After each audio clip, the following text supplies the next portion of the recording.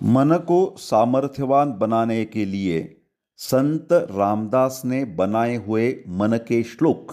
श्लोक नंबर 5।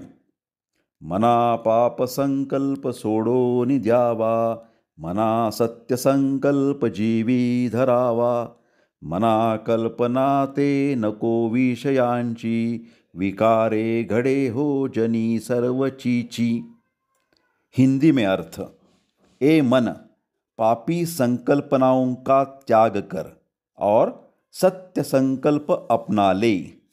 ए मन, इंद्रिय उपभोग का ख्याल मत रख। इन विकारों से लोगों में तुम्हारी निंदा हो सकती है। Translation in English: O mind, give up sinful aims, or give up bad thoughts, or give up sinful designs. Always hold the plans of eternal truth. Do not think of sensual pleasures or the passions. Passions always result in the shame and disgrace in the society.